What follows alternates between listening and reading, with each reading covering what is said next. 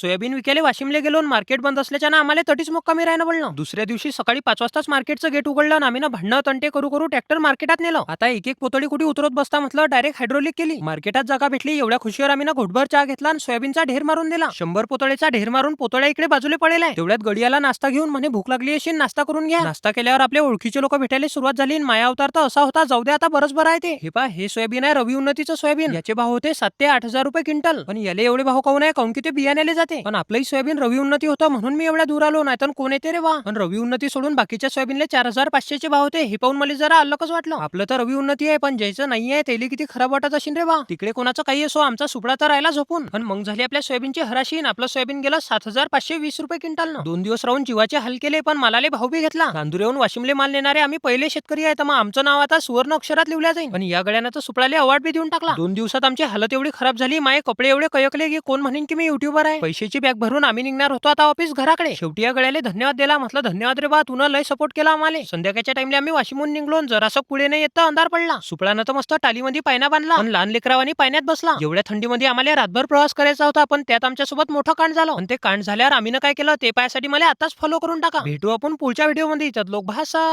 वाजव रे आता. होती अमावस्येची रात, त्या रात्रीत झालंय कात, कडकडा वाजवी तात, माझी खायला बिर्याणी भात.